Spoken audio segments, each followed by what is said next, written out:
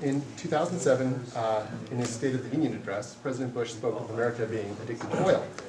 Many scientists and researchers before him have been saying similar things, that our burning of oil threatens our national security and our burning of coal threatens our future of humanity. Thankfully, we've now moved from arguing about whether there is a problem to talking about how to fix the problem. The elephant in the room is nuclear power. Proponents say that nuclear can supply us with hundreds or thousands of years of carbon-free domestically produced power, and detractors point out that the waste, safety, and cost issues of existing nuclear power plants are big problems. So many of these points depend on the particular characteristics of the pressurized water reactors that are in use today. But pressurized water reactors aren't the only kind of reactor possible. Back in the 1950s, before the first man had gone into space, researchers at Oak Ridge National Labs built one and later a second molten salt reactor. These reactors are very different from, and some would say much more promising than, the pressurized water reactors that were later commercialized. The workers at Oak Ridge were very excited about their work, and just after orders for the second generation of commercial pressurized water reactors began to start, work on the molten salt reactor was canceled. You might ask, why? Our speaker today, Dr. David LeBlanc, started working on nuclear fusion in the 1980s. His work on fusion led to an interest in molten salts, and that led to the story of the molten salt reactor. Since then, he's changed his focus to redeveloping the molten salt reactor, and he'll be discussing what happened 4 decades ago and why molten salt reactor designs today can be better than they were back then. David. All right. Thank you very much, Ian. Okay, I have a lot to talk to you about today. I'm going to go fairly fast, but hopefully give you a lot of information, pique your interest to learn more, so to speak. I'm with the physics department at Carleton University up in Ottawa, but I've also started a company, Ottawa Valley Research Associates, to try to expand some of the things I've been working on and filing patents, etc. First question is, can nuclear help solve our climate change problems, energy problems, etc.? The nuclear industry presently would be more than happy with building about 400 reactors over the next 30 years or so. That's about all they could really handle, realistically. That merely keeps the status quo of sort of replacing reactors that are shutting down, the ones that are 60, 70 years old kind of thing. We need thousands of large reactors to truly make a difference. So is there a way existing or next generation? There is a lot of designs out there people have been trying to promote for decades now. Can these other designs realistically accomplish this? Now, when you're thinking about reactor designs, it's important to quantify all the priorities, and I can sort of list 7 here. Overall power cost, definitely, of course, and that should be broken into capital cost, which is often quite expensive, and then your fuel plus operating maintenance is usually a lot more reasonable. Overall safety, definitely job 1, so to speak. We have to do as much possible in that area. Resource utilization is an area that there's dramatic difference in different reactor designs, and you have to break that into 2 categories as well. The quantity and quality of the starting load, how much fissile material you need to start your reactor, and what types can you use. Can you use low-enriched uranium? Can you use spent fuel? Some reactors can use plutonium from spent fuel, but not all the other nasty actinides. I'll be showing the molten salt reactors, or liquid fluoride reactors as they're also known, can use those. And then there's also the annual requirements. Proliferation resistance, an extremely important concept, and that as well is important to break into sort of 2 areas. Subversion to a state program, is a country perhaps going to take over the technology and use it in nefarious ways, so to speak, and then also more of an individual thing, or theft or terrorist takeover. Can terrorists steal significant quantities of material? Then there's also long-term waste, radiotoxicity. That's a very important concept, and there can be very big differences in different reactors. How much R&D is required for a new design or getting a design up to code? And then what is the capability for rapid deployment? We need a lot of reactors. What can we do for that? So the existing reactors, light water reactors, pressurized water reactors, boiling water reactors, and CANDUs, overall costs, they're very high, but arguably competitive with coal. The safety is good through expensive engineered sort of defense in depth. Resource utilization is modest for startup. They're not too hard to start up, but they're very poor annually. And you need a lot of uranium dug out of the ground to support these. proliferation resistance is good through all the international safeguards we've set up. Long-term waste, very poor, especially the once-through cycle, which is the most economic and widely used. Very, very poor, sending a lot of radiotoxicity to waste. Even if they do use what's called plutonium recycle, that doesn't really improve things dramatically. R&D, that's one area they benefit. There's very little that is required. Capability for rapid deployment, it's just not there. Even on labor alone, we just couldn't get too many build programs going to really get enough of what we need. What about gas-cooled pebble bed reactors? This is an area that is seeing more advance in recent years, and it is an interesting system. There's cost savings possible, but there's no real great reduction in overall complexity. They require a massive pressure vessel,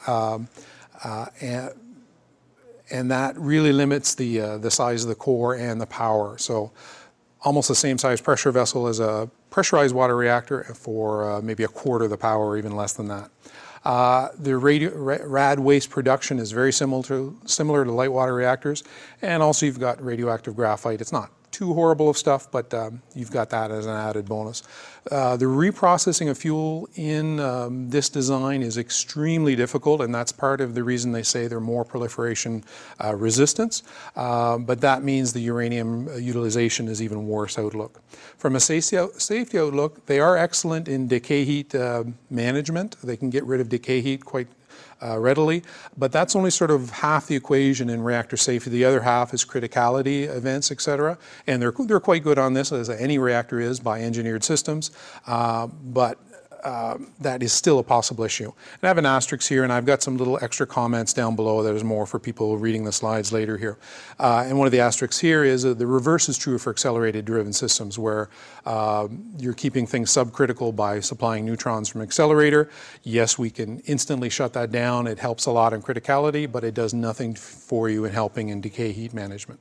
What about the other Generation 4 reactors? Generation 4, just briefly here, was a program set up in around 2002, a worldwide program to try to investigate what are the reactors we should be working towards in the long term.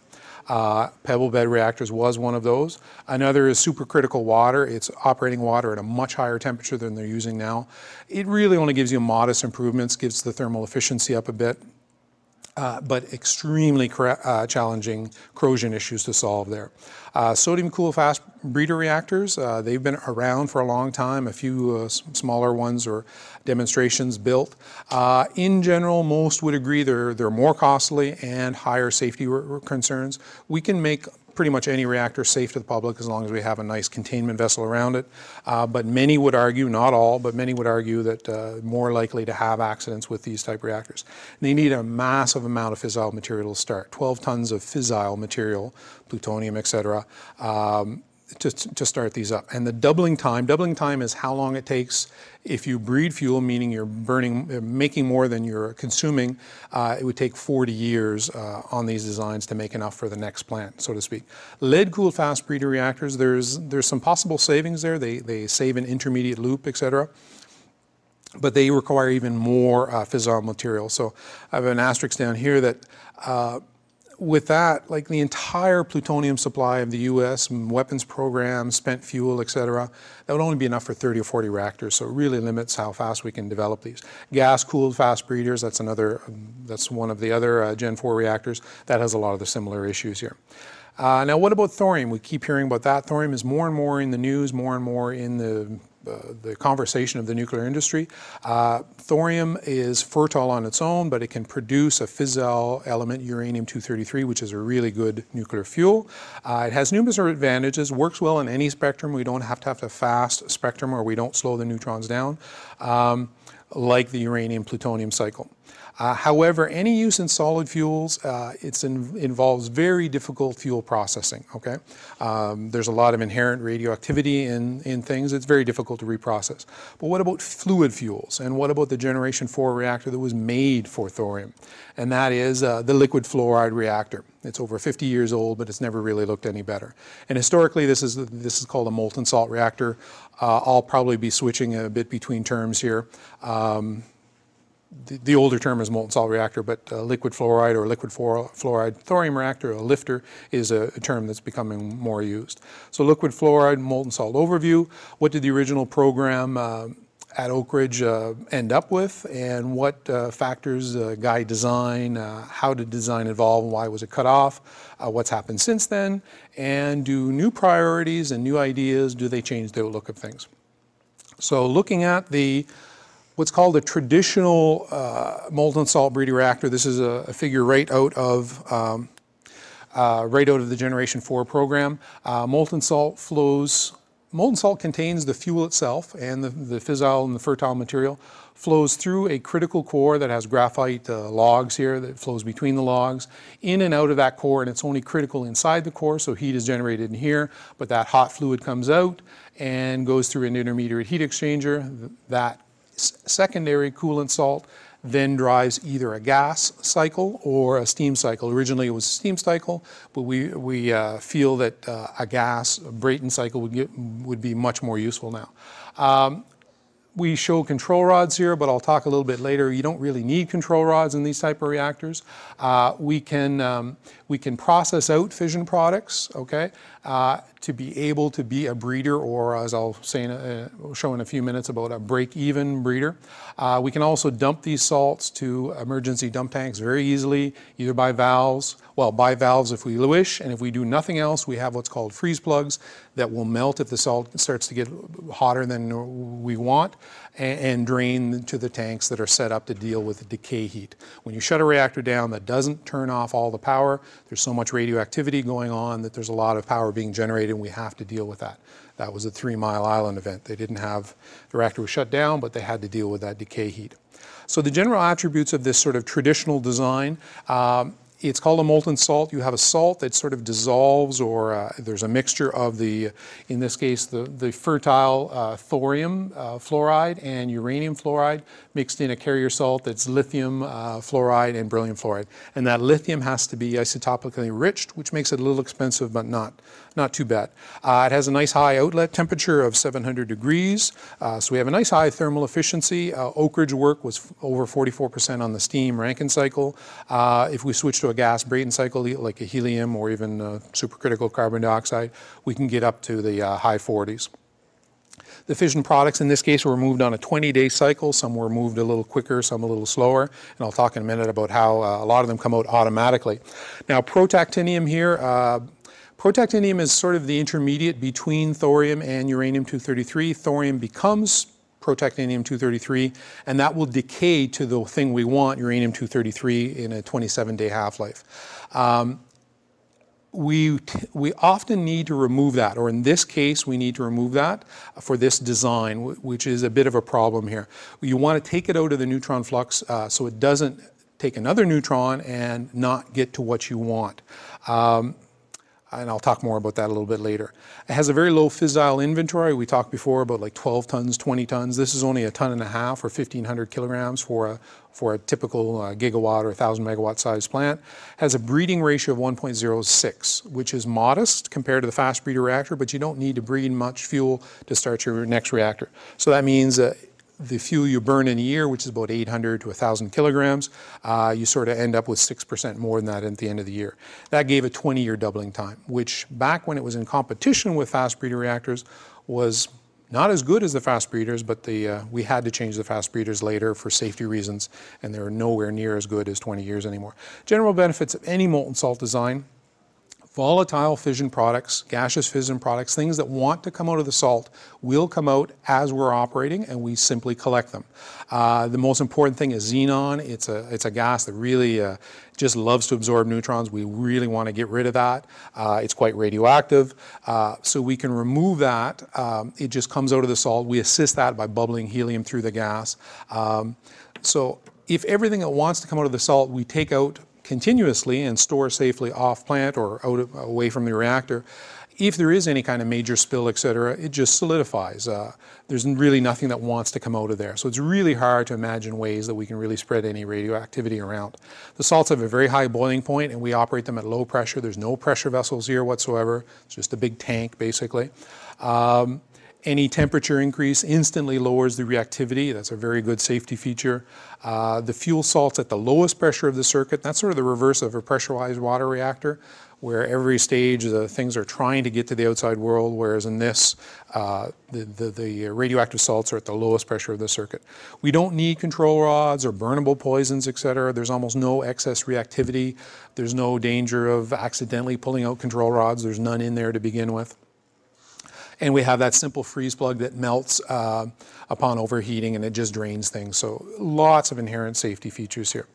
So the general benefits: inherent passive safety, low fissile inventory, very high thermal efficiency, and they're ideal for light water reactor.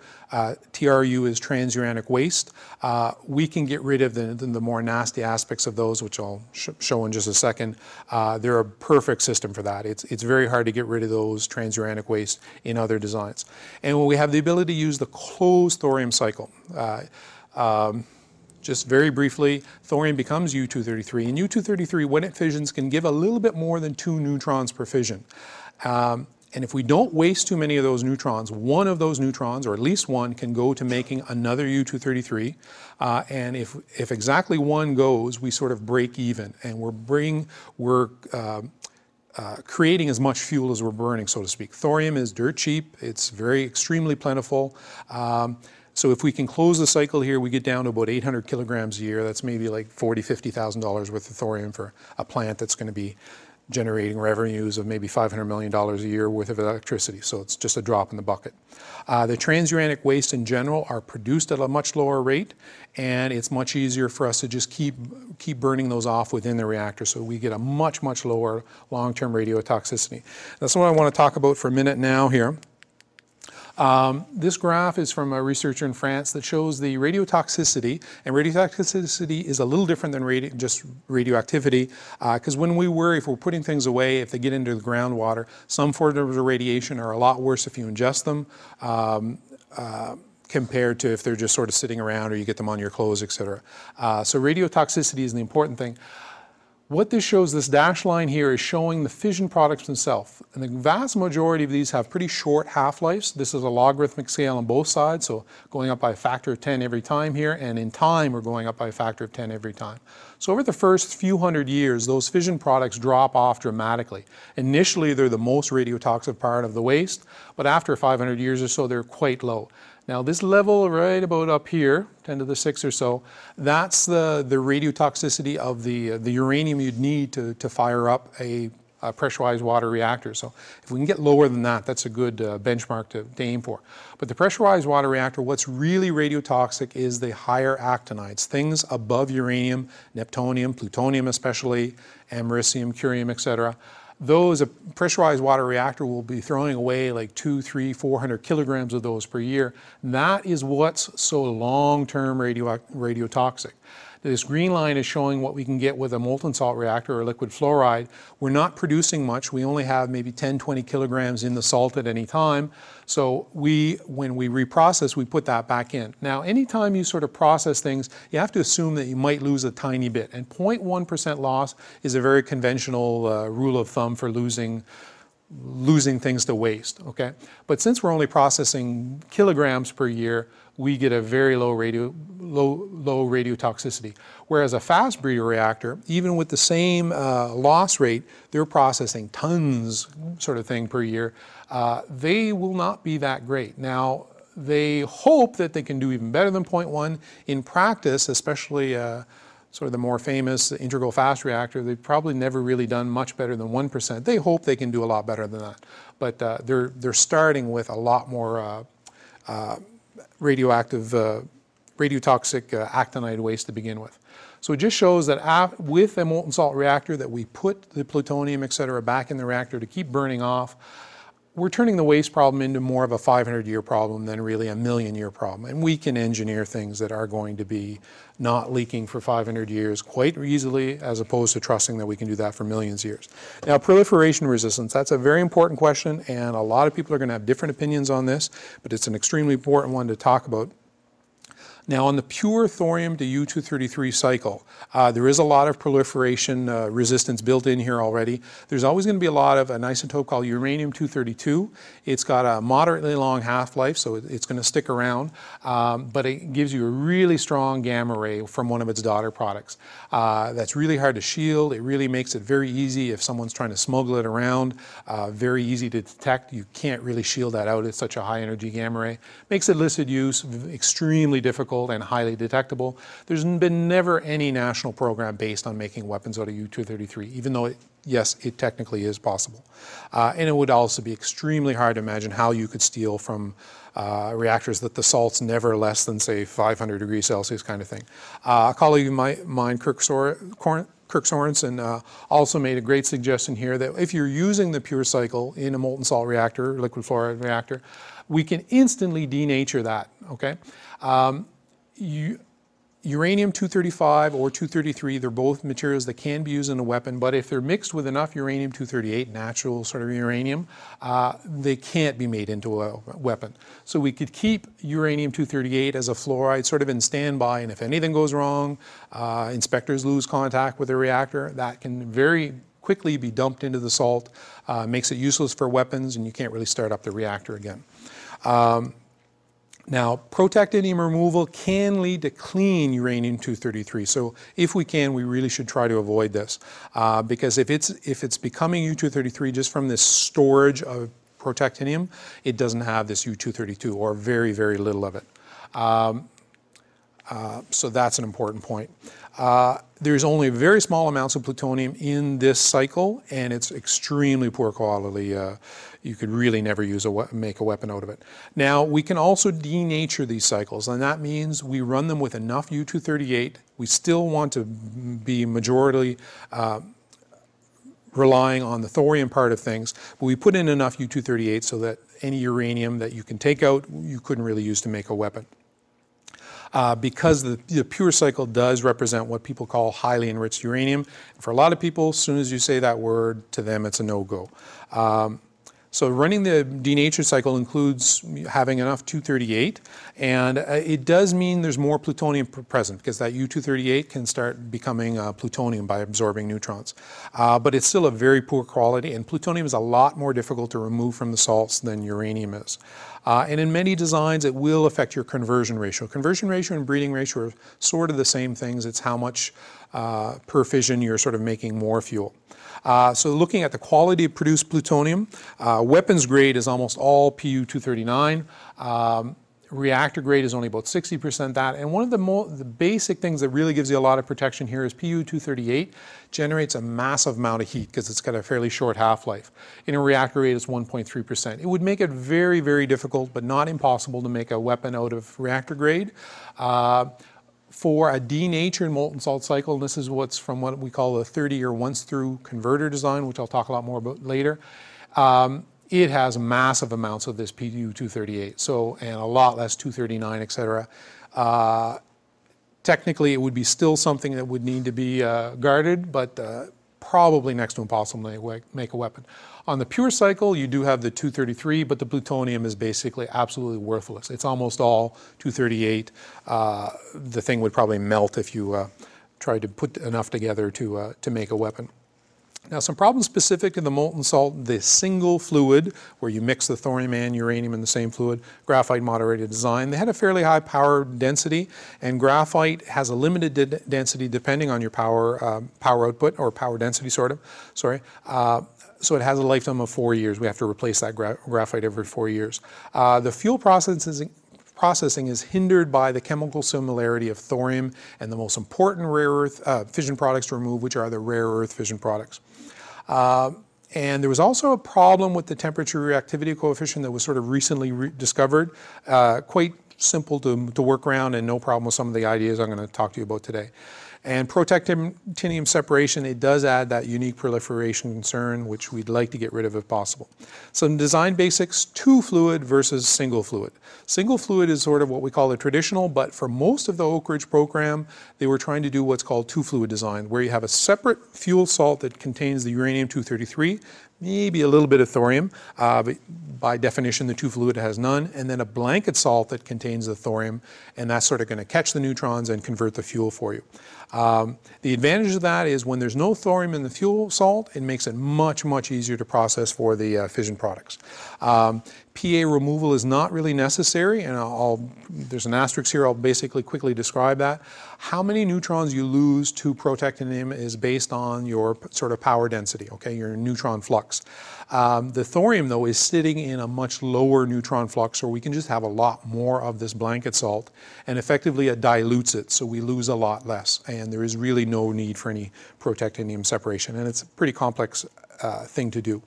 It has a very strongly negative temperature and void coefficient for the fuel salt, which is also very good. And then there's also converter designs, or what we'd call once-through designs, where we're basically just having a mix of low-enriched uranium, so uranium that can't be used to make a weapon, and thorium in a single fluid. There's no need for any processing of the fuel salt whatsoever for the entire life of the plant. We're not able to break even. We have to dig up out of the ground some more uranium every year, but much, much, much less than other conventional type reactors. Just basically on design basics here, choice of neutron spectrum, a harder spectrum, a faster spectrum, because we can modify this as almost as much as we like. The losses to fission products will drop, so we can maybe leave them in a lot longer. Prompt neutron lifetime is shorter, and that's a bit of an issue on control, etc. And it typically requires a higher fissile load, more fissile material to start these up. Softer spectrum is basically the reverse. We can get that fissile inventory really low. The losses to the fission products, though, are going to be higher, so we might need to remove them quicker. We can't really have any extra structural material. Most designs don't have any at all. It's just graphite and the salts, and graphite's very good with neutron absorption. And the prompt neutron lifetime is much increased, so things can sort of happen slower here. Fuel processing basics, fluoride volatility, it's a process that removes uranium from the salt. It's a very simple process. Fission product removal, it's essential if we want to have a breeder or break-even design, but even for break-even, we can go to several years. Some French studies have gone up to studies showing up to 20 years before removing fission products.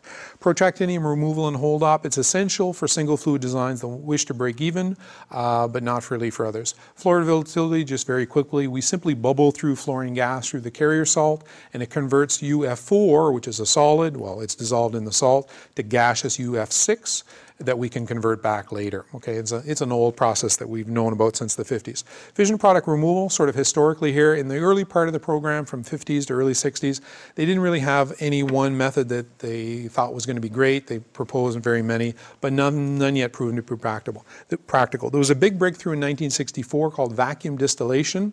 It's a very simple system. You just take, every day, take a little bit of the salt away, put it in basically a still. The fission products itself give enough heat to keep it really hot, and the carrier salt will evaporate away. Now, before you put it there, you take any uranium out, then evaporate out the carrier salt, recombine those, the fissile U-233 and the carrier salt, put them back in the core. And that gets rid of most of your fission products, and especially your rare earth fission products. The problem with that is if there's thorium in that salt, it's going to stay with the fission products. So it was really only viewed for a 2-fluid design. Later, though, in 1968, they developed something called liquid bismuth reductive extraction. I won't get into details of this, but it does have the ability to process the 4 fission products with thorium in the salt. But thorium is so chemically similar to the rare earth fission products, it really makes the process very delicate, and they really have to do things at many stages, etc., to do things properly. So it's a complex and costly system, but it does work for single fluid designs. So fuel processing summary here. For 2-fluid design, we've got all kinds of choices. We can use vacuum distillation. We can use something called salt replacement I won't get into. We can use the liquid bismuth extraction, much more simplified, one stage, because we're not worried about that thorium. And we can skip protactinium removal altogether because it's in that lower neutron flux blanket. For single fluid designs, you're sort of stuck with that one method, and it's really hard not to get into that protactinium removal. If we have converter designs, though, basically what we call burner designs, We've got no fuel processing whatsoever, just simple chemistry control. Now looking at the evolution here, it's crucial to remember that they have very different design priorities in the early days. Long-term radioactive waste, proliferation resistance wasn't really part of their mandate. They didn't have too much concerns there. They really thought back in the 50s and 60s, early 60s, that we have very little uranium in the world, we're going to run out quick, so we have to get these breeder reactors going and breed enough fuel to expand the fleet. They thought they'd have thousands of reactors worldwide by now. That means short doubling time, how long it takes to breed enough fuel for your next reactor. That was a very top priority. And we were in the molten salt reactor program was in competition with sodium-cooled fast breeders, and back then they thought they had a really good doubling time. They don't now anymore for safety reasons. So looking at the program, the strange beginning of this was an aircraft reactor. They didn't make anything that flew like this, but just as the Navy was sort of the birth of the light water reactor, the pressurized water reactor, that was the best thing that fit in a submarine, they thought that a molten salt reactor would be a great way to have a bomber that would be able to fly around for months on end. Replacing a reactor for the heat of combustion, so you don't have any jet fuel on board.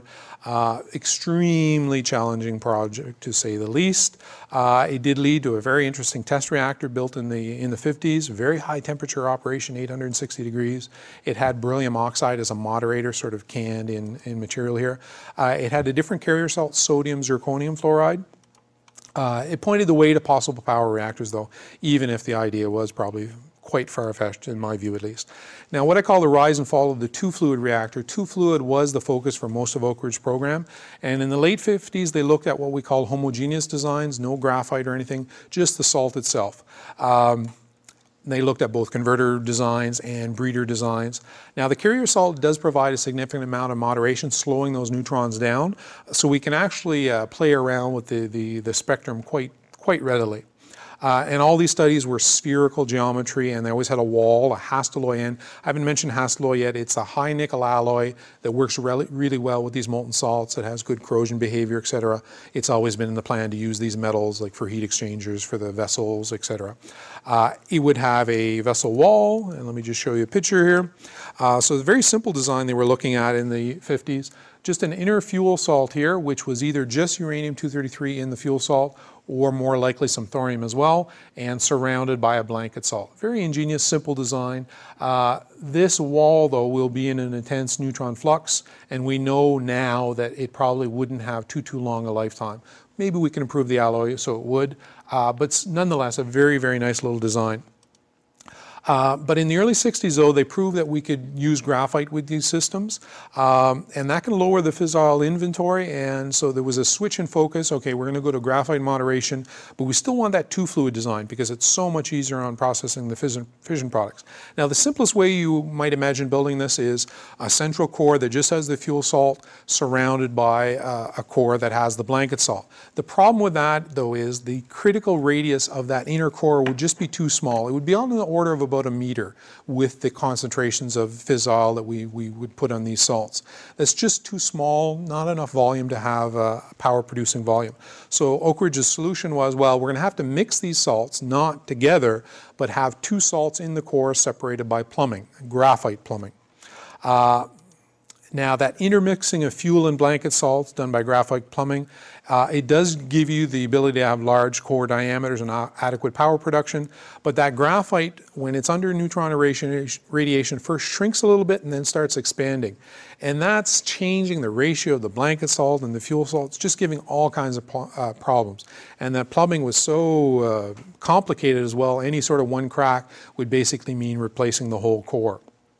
Very hard problem. This just sort of quickly shows some of the engineering specs of showing this. Fuel salt moving up and down a tube here, and blanket salt sort of getting in between the cracks of these tubes. Very difficult. Now, also in the 1960s, they had the molten salt reactor experiment, a very successful test reactor. Small power, 8 megawatts thermal. It was chosen to be single fluid for simplicity. They never really even put any thorium in these reactors. They just wanted to test principles here. Graphite moderation ran in the early 60s. Very successful operation. They would switch around different fuels, U-233, 235, and plutonium. They have found some issues with that hastelloy, that high nickel alloy metal, one with a certain fission product that was sort of getting into the grain boundaries, and another with neutrons can make helium inside the metal, and that helium gets to grain boundaries and gives you problems. But later on they worked with alloys and not 100%, but mostly resolved those issues later, and we could definitely do more now. Now, 1968 is what I call the start of the single fluid area. That new extraction method, even though they knew it was going to be quite complex and quite expensive, not as expensive as solid fuel processing, it works with thorium in the salt. The two fluid concept was abandoned, and that plumbing problem was left unsolved. And then pretty soon after that, major funding for the molten salt breeder reactor program was canceled, and the R&D extremely limited until quite recently, and this two fluid concept largely forgotten. Now, why was the program canceled? This was obviously going to be speculation. There's a lot of reasons here. First off, what did Oak Ridge do right? First off, they looked to go to the thorium-uranium cycle instead of uranium-plutonium. That's the fast breeder cycle. There's no need for a fast spectrum, a lot less radiotoxicity, etc., a lot more resources of thorium. They brought all the top mines together in one place. Fast breeders and a lot of the other designs were working sort of piecemeal, some at Argonne, some other places. Everyone was together in Oak Ridge working to this. It really reinforces all the efforts. And they kept reactor safety at the forefront. There's inherent safety features of these as opposed to engineering safety. In Oak Ridge, they had a lot of voices in the early safety about we have to really be worried about events of low probability. What did Oak Ridge do wrong? Well, it turns out it's a lot of the same things. They decided to focus on the thorium cycle, but in the 50s to the 70s, production of plutonium for the military was a top priority for the government as well, and by extension, the Atomic Energy Control, which controlled reactor development. They brought all the top mines together in the same place. That meant that all around the country, elsewhere, Argonne, everywhere else, they really knew very, very little of the molten salt program, and government relies on the opinions of experts from around the country. Reactor safety kept at the forefront. Alvin Weinberg was the director at Oak Ridge, the inventor of the pressurized rotary reactor, actually, and he really caused raised the ire of AEC's infamous Milton Shaw by raising safety concerns about pressurized rotary reactors. And soon after that, he was fired as director and the program canceled. So not necessarily that those two are directly related, but most people feel it is. What's happened since then? Well, in the late 70s, Oak Ridge still kept things going with almost no funding, so not really any good engineering work being done, things being built, etc. They started to focus more on denatured designs where you'd have U-238 in there, either converters or break even. They showed, even surprised themselves, that you could break even with a design that had U-238 present, so the uranium was useless for weapons. There's been little funding, but there's been many vocal advocates worldwide, but without getting much funding, doing things on their own. Until it was chosen one of the 6 Generation 4 reactors back in 2002. That's really sparked a lot of interest. And probably the biggest work being done for the last 5 years at least has been in France. There's a large group there really doing great work on modeling, chemistry, etc. They found a reactivity problem with the early 70s design. I'll just briefly explain that. You do get, the temperature coefficient is the needed negative term instantly, but as the graphite sort of lags behind and warms up in temperature, if the reactor is starting to get hotter, the graphite eventually brings that coefficient to be positive, which is a problem we need to fix, and what I'm going to talk about in the future, definitely we can fix that. They look to decrease the processing needs. They realized how difficult that liquid bismuth extraction is by allowing the breeding ratio to drop down to break even.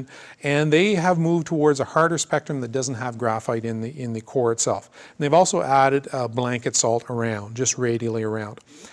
There's been more US-based efforts, but a lot of the focus has changed from molten salt reactors to what they call molten salt cooled reactors, traditional solid fueled reactors based on the TRISO fuel. That's where you have the fuel inside little tiny beads that are inside pebbles or inside prismatic fuel elements, but using molten salts without any fuel in them, but as clean carrier salts.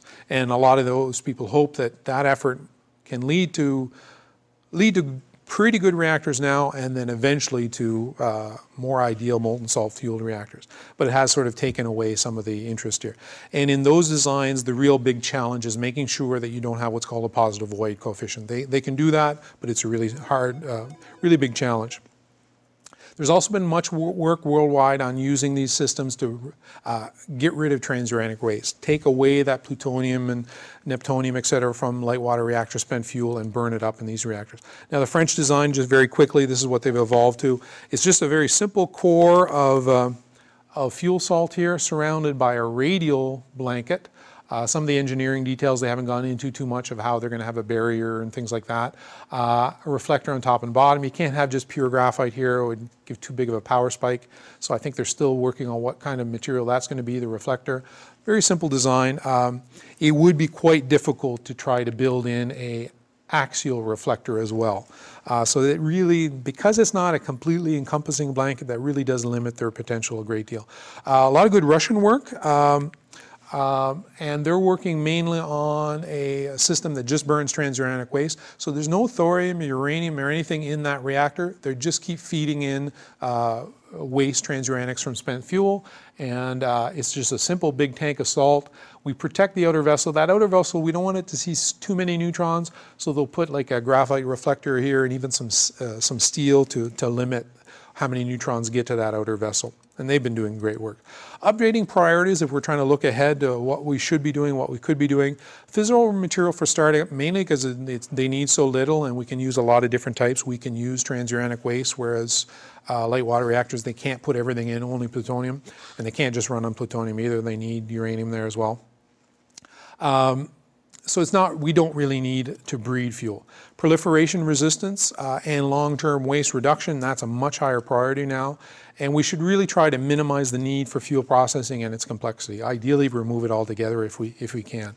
But there's no two experts or two nations that are really going to agree on ranking all these different priorities and how different reactors fit into those priorities. So it's probably very good if we go forward on multiple options. There's a lot of flexibility in these designs.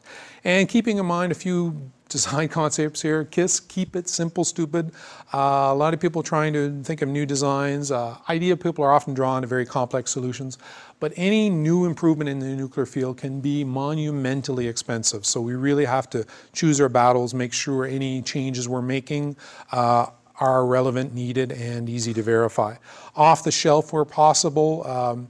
There's a lot of good examples to this. There is a lot of advantages to going to a gas cycle to get the final energy out of these, but there's a lot of R&D involved in trying to match a gas turbine to what your reactor is. So a lot of people are still saying, well, we'll just still stick to the steam cycle. So there's a lot of cases like that. Another aspect is we have a certain temperature we can reach with the metals that we work with, about 700 degrees Celsius. If we stick to that, we sort of know our limitations. There is some advantages to going higher, but then it opens up all these things that we'd have to verify, et cetera. And also an expression, hopefully most of you understand, rice bowl breaking. Whenever you're talking about a brand new idea, you're going against people that it's affecting their livelihood, breaking their rice bowl.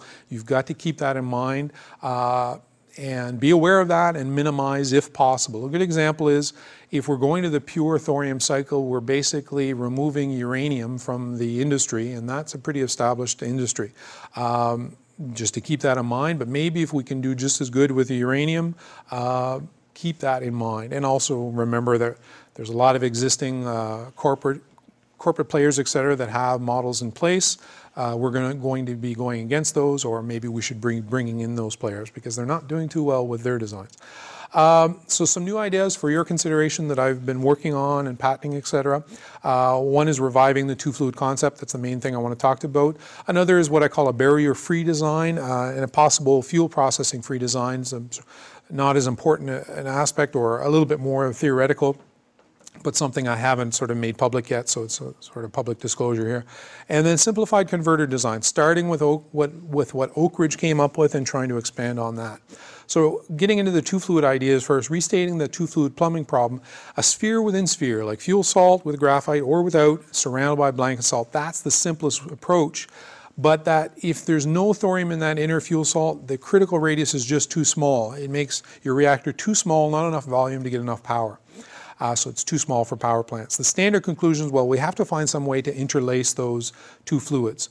So what's my solution that I've come up with? First, starting with a hint, you can ignore the math here, but what's called the buckling ratio just shows that if you have different geometries, say if you have a sphere or cylinder, long or short, etc., slab geometry, if you have the same materials in place, you'll have different critical radius. And it turns out that if you have the same materials in a sphere compared to a long cylinder, the long cylinder, its diameter will be about 77% of the critical radius of a sphere.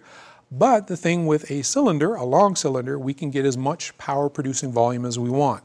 So just showing things very generalized here is what I'm looking at is elongated cylindrical geometry, okay? Our core is the necessary pretty small diameter, about 1 meter. So this can be as simple as just a pipe carrying the fuel salt, or it might have graphite elements in here as well if we choose to do that, surrounded by a blanket salt. So about half the neutrons, actually a little more than half the neutrons, will leak out of there into the blanket salt, be converted into uranium-233, which we can quite easily transfer into the fuel salt, okay? At the end, we can crimp down this inner pipe. That makes it sort of subcritical here, okay?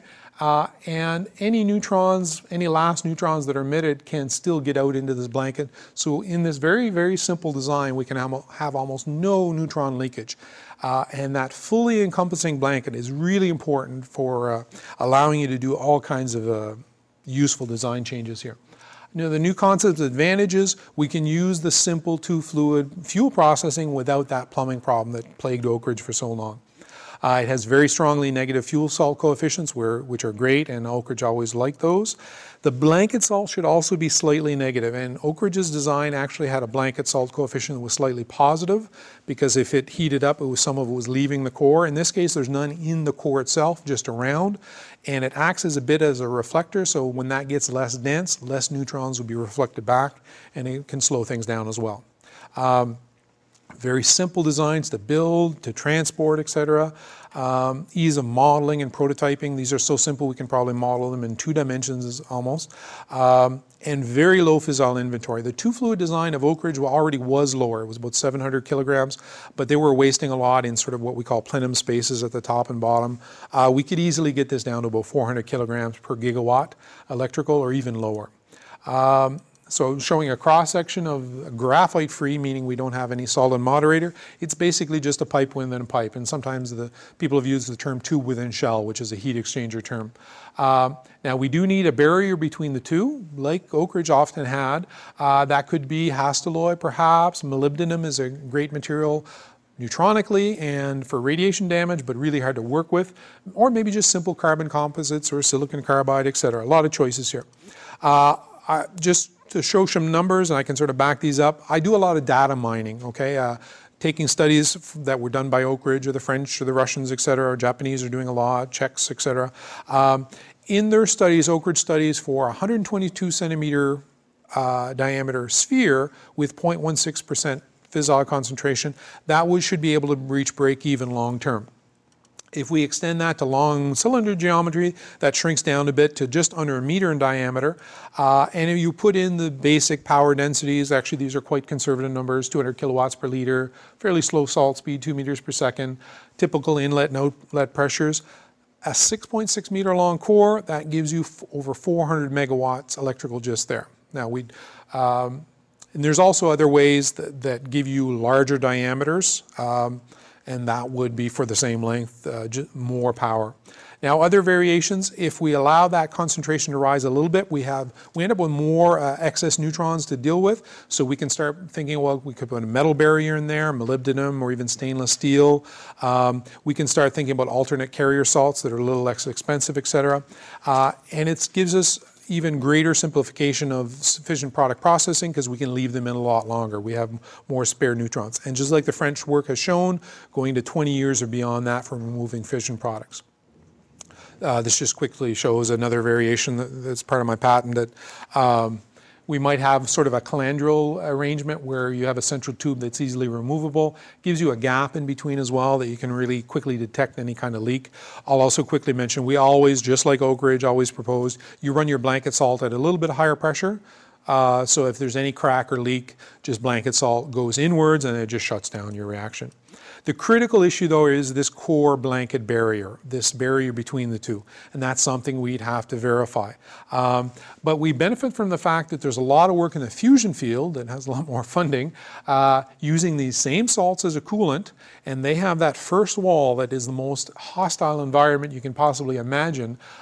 So they've been looking at a lot of materials with both the salts and a high neutron flux, molybdenum, silicon carbide composites, or even just simple carbon composites. They're leading candidates. And one important thing to mention is they have to have systems that are completely impermeable. We do not care if gases leak through these because both the blanket and fuel are making a little bit of xenon, etc. So we don't need impermeable as long as there's not liquids really leaking through. Now, Hastelloy-N and stainless steel are shown to be possible if we lower the temperatures a bit. And that's not really too big of an issue. It is a bit hard to make sure we have salts that have a low enough melting point. But if you lower the temperature a bit, we can really start to consider using stainless steels or the Hastelloy-N. And ease of retubing means, well, even if your barrier doesn't last forever, it's not going to be that expensive to fix. And just quickly, this is just showing some work from Steve Zinkel at Oak Ridge that's looking at different materials in the fusion field where you have that very intense radioactive field. And a lot of materials have sort of a window of operation. And you can see how stainless steel's 316 stainless steel here. It's only really verified up to about 550 degrees. So if we lower our operating temperatures a bit, we might consider using those. Silicon carbide are sort of in an ideal region as well. So we have a lot of choices. Now graphite cores, adding graphite in there has some advantage. It's going to lower the it's going to have a similar diameter actually, but it does lower the power density because it's not all salt. It's only about 10 to 15% salt then. But I just want to show an embodiment, an idea that has no real barrier material in a neutron flux, because that's what we know the metals can survive outside in contact with the salts, but it's the neutron flux. So one of the ideas I've been looking at is having a simple system here where it's our typical sort of hexagons of graphite with central fuel channels here. And this is just sort of a graphite sleeve, something to hold all those hexagons together here, and surrounded as usual by a blanket salt. But how do we get to the outside world? That's where things are a little more interesting. What we do here is, if those graphite elements are, say, 15, 20 centimeters wide, we constrict those down. So now fuel blanket salt can get between those pipes, okay? And that basically kills criticality, and it'll absorb all those neutrons. So where we contact from graphite to Hastelloy, which Oak Ridge looked at this before, brazing to the tubes, that's done outside the flux, okay?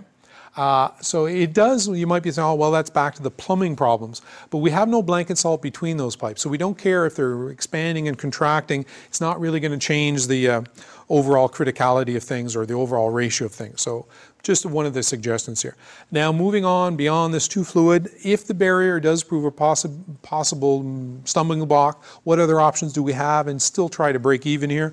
And looking at a barrier-free, fuel processing free. So can we break even without a barrier and even without fuel processing? Now harder spectrum does allow you to leave fission products in a lot longer, so maybe we can get up to the 20, 30, 40 year range. Now, excuse me, as well, the other thing we have to keep in mind is that outer vessel has to be protected against a high neutron flux. And a common solution, if we're talking about a tank of salt idea here, is putting a graphite reflector. Okay, that sort of protects things. But it's a very surprising result that can actually start to increase the neutron leakage, because what happens is you get sort of a much bigger increase in power at the outer edge. And I'll just show you a quick graph here showing the power density with or without a reflector. If you don't have a reflector, the power density at your outer edge is really low, so hopefully the graphite could last a very long time. But as soon as you put the graphite in there, it reflects back the neutrons, it flattens out this power density, which is great for if you have graphite in the core. We don't care about this if it's just a pure salt. But that makes a lot of power, so we have to have a thicker graphite, and you end up losing a lot of neutrons just in there. So what have I come up with? It's the idea, we have a very simple sort of tank of salt here. We have a graphite liner, but in that graphite liner we embed a lot of thorium. Very simply, we don't have to use the complex solid fuel methods here, just thorium carbide or even thorium itself in the graphite. And that thorium is going to absorb a lot of neutrons, and basically it's not a reflector anymore. It's absorbing those neutrons. Now, just like the Russian work has shown with graphite reflectors in Oak Ridge as well, we usually put a little bit of cooling channels in that graphite just to keep it cooler temperatures. But in that design, what I sort of call a liner equal to blanket, the core salt is a single fluid, potentially denatured with U-238, especially in the harder spectrum. 238 doesn't hurt you as much. So in the early years of operation, the liner is almost completely absorbing.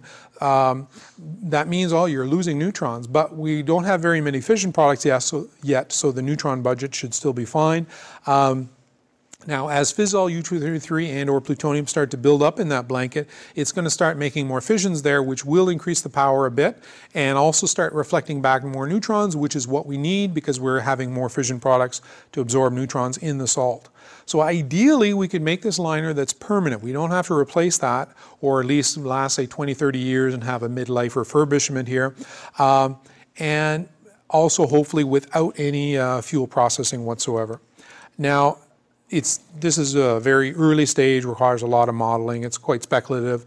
The graphite lifetime and the ability to get rid of fuel processing definitely goes up with the core diameter. If you make this absolutely enormous, it will definitely work. Because the flux at the wall goes down with power density. So if you have a really big one, that's low power density. But the question is what diameter would be needed to give you the full 30 years or more in the graphite and be able to forego fission product processing. If it's too large, that just might mean too much fissile material needed to start these up. The third thing I want to talk to you, the final thing I want to talk to you is what's called converter reactors or denatured molten salt reactors. The starting premise of this is of Oak Ridge is what they call the 30-year one-through design, and this is from a report called ORNL TM 7207, and I really should mention there's a massive amount of data out there for people to learn on their own through the Oak Ridge Library or also through the website Thorium Energy that has dozens and dozens, if not hundreds, of different documents available for people to download, discussion groups. You can train yourself, talk to other people, learn things, contribute, etc. Very important. But getting back to this work, it was a 1,000 megawatt output. It was started up on low enriched uranium, so as long as you're less than 20% U-235 with thorium, no salt processing whatsoever, just some simple chemistry control. It wasn't a breeder, but you just add small amounts of low enriched uranium manually. Low power density, so the graphite would last full 30 years. Similar startup fissile inventory to a light water reactor. And averaged a conversion ratio, which is sort of the other term for breeding ratio. We use conversion when it's less than 1, of 0.8. Now, looking at the lifetime needs, it only needed about 1,800 tons of uranium lifetime. That's less than a third of what a light water reactor would need, and much better than even a CANDU, which has advantages over light water reactor. And at the end of the 30 years, it's very simple to remove that uranium. So if we just remove that uranium and recycle maybe in the next reactor, that lifetime ore drops down to 1,000 tons, which is getting really, really good here. The transuranics, Oak Ridge didn't really have too much concern back then. We really should recycle those. It's hard, they're harder to remove, but we can do this one time only, bring as many inspectors as we want in, bring the equipment in for 3-6 months, process out all those transuranics, put them in the next core as well. And if we do that and assume the typical 0.1% losses, you're only talking losing 1 kilogram of transuranics to waste in 30 years. And that's as good or even better than the pure cycle where we're processing every few months, 6 months, or a couple of years kind of thing. So it's a very exciting design. What are some suggested improvements looking at not modern technology or modern priorities? We might look at graphite pebbles, a pebble bed where the pebbles are just graphite, very, very simple and cheap. That removes the need for what's called flux flattening. You don't want any part of the reactor too high power or the graphite doesn't last long. Pebbles can be moved in and out. So we can go to higher power densities if we like, because we can move those pebbles in and out very simply. And we can even put some pyrolytic coatings on that graphite quite simply for increased safety. Higher power density, smaller cores, we can make, let's say we make the core half the size. Well, the graphite's going to only last 15 years, but you're using the same over the long period, same amount of graphite. So that really lowers your starting fissile inventory and your starting capital cost just at the cost of adding or replacing every 15 years too. There's advantages to using elongated cylindrical geometry. It eases fabrication and dealing with what's called axial plenums. And there is tricks to limit neutron leakage that Oak Ridge came up with in these single fluid designs. Going to graphite free, getting rid of the graphite, going to just a simple tank of salt here. We can retain, if we want a softer spectrum, we just go to lower fissile concentration and let that salt itself moderate the neutrons. So we can do a lot of things in that design. What's also quite exciting for me is looking at alternate carrier salts. The traditional carrier salt called FLiBe, fluorium, well, based on fluorium, lithium, and beryllium, etc. There's problems with that. The beryllium's a bit toxic. It produces tritium, which is really a pain to deal with. Not impossible, but we have to catch that tritium, make sure it doesn't get out, because tritium can sort of move through metal walls if they're hot enough, etc. So we can switch to perhaps sodium beryllium fluoride. It was always sort of Oak Ridge's second choice here. Very low cost, low melting point, so we might be able to lower the melting point enough. We can start thinking about using stainless steel throughout. Nickel alloys are fairly expensive, so if we could go with simple stainless steels, that might save a lot of money, etc. Another one that's not as well known is sodium and rubidium fluoride, along with uranium and thorium, of course. It's really low cost and no tritium production at all. Beryllium and lithium are the things that can make tritium for you. If we get rid of those, that can really simplify things. A lot of people have been telling me, though, with the gas cycle, we have a lot less to worry about with the tritium leakage, etc. And then probably the most exciting is just sodium fluoride. Dirt cheap.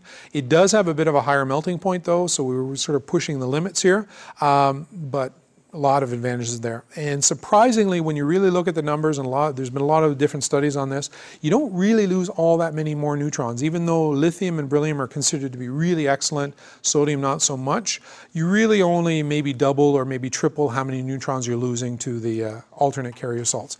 And sort of looking at this graph-wise here, if you look at how much uranium is used for a light water reactor, or even when you add in uranium and plutonium recycle, things are not that much better for the light water reactor. I throw in a sodium-cooled fast breeder reactor here. They don't really start up on uranium, but that's sort of how many tons you'd need just to start up if you were taking that out of uranium-235. The converter reactor, only 1,800 tons or 1,000 tons if we do just one uranium recycle. And if we allow the carrier salts, even if they're alternate salts that with triple the losses, we're still only rising things a little bit, and that's where it's most impressive. So you're only annually needing about 35 tons of uranium a year, or maybe 47 tons if we have an alternate carrier salt. Now, typically the price of uranium fluctuates a lot, but $50 per kilogram is a rough guide here. So for the converting reactions, it's only $1.5 million a year, really a drop in the bucket of overall, only going up to $2 million a year for alternate salts. And even if you imagine a 100-fold increase in the price of uranium, you're still only talking $150 million a year for fuel, which is only 2 cents a kilowatt hour. So we could imagine, well, all these potential resources of uranium if we allow the price to rise that much. So this does really get down to the argument of peak uranium. Just like peak oil, people think, well, maybe we're actually running out of uranium, especially if we try to get designs that are a lot more reactors using this. And it also the sustainability of uranium mining, which a lot of people don't think is the nicest thing in the world. But as shown though, we can, even with an enormous price increase, there's a little effect on the fuel cost for the denatured molten salt converter reactor. And we can also view that as a first step. We can add fuel processing later if uranium does prove to be scarce or we don't like the uranium mining. So some conclusions here. Molten salt designs have inherent safety features that favor overall cost, waste reduction, low cost, and rapid deployment. They also have great flexibility to match different priorities, and mainly on proliferation concerns. We can change these in ways that make them just absolutely so much better than anything out there now. So they can change to meet priorities. We can run these on minute amounts of thorium or more modest amounts of uranium, but at the advantage of utmost simplicity. Now, what way forward? It is very difficult to attract corporate interest on designs like this. Was back in the 70s, will be now. Corporations would have no lucrative fuel fabrication contracts that they can sort of plan on making money for years on end. starting any kind of new design or something that hasn't been built to commercial size yet, it's sort of a minimum, maybe about a 15-year return on investment, which is a hard sell to shareholders.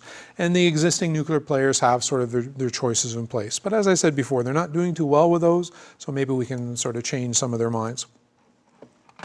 Oops. Other corporate players, big oil.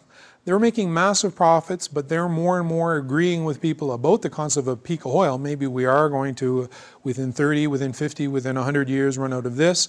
Maybe at the price of some of their profits now, they can still be the big players in the energy field by investing in these concepts now. Also the chemical giants. A majority of the work on these is chemical in nature. They're more chemical plants than nuclear, so they would have an ideal sort of skill set for fitting in this. Individuals with deep pockets, the people like Gates and Branson, Allens and Buffetts, etc., they're looking for ways to invest in the future. What better way than something like this? We need to get the ball rolling, and that's really the difficult part. Now, I really think international cooperation here is key to spread the cost and also spread the rewards. The ITER model, ITER was the International Thermonuclear Experimental Reactor, really showed a way for different countries to work together on something that was expensive but very important. So maybe that is a rough guide, but with a lot more corporate involvement. This is quite speculative, of course, though. And there's likely no one design that's going to be best for everyone or all nations or all utilities. So it's really best to move forward on several different designs, and even things like molten salt cooled reactors. A lot of their potential research and development is going to be applicable to everyone.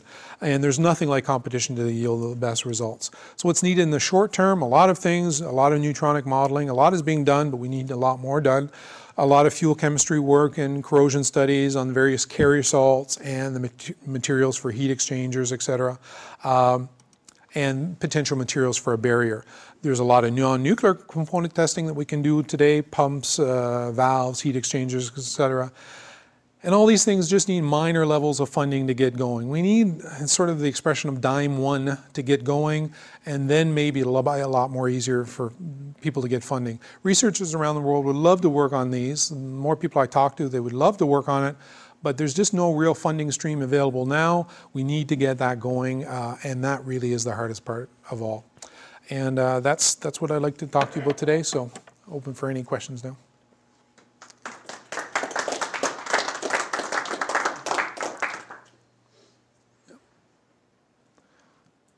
Annual budget would it take to move this forward at a reasonable rate at this point? Well, it depends on your rate. Oak Ridge often had like all these time frames. Well, if we want to get this out in 30 years, they're always quite conservative there. Not spending that much money, like over 30 years, spending only $1 billion or $2 billion, those numbers are a bit dated. It boils down to manpower and money. The more we can get in, the faster things can go. It depends on the complication level we're looking at. If we're looking to build really simple converter designs, they're basically identical to what Oak Ridge built as a test reactor, so we could maybe save a lot of time in there. You need just a little bit of money to get things going, to really get a good program going, tens of millions or hundreds of millions a year to really move at a fast pace.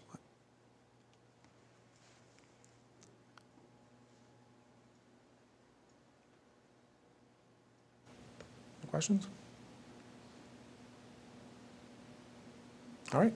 Well, I hope you wish to learn more on your own. There's lots of information out there for you too. Okay. So thank you.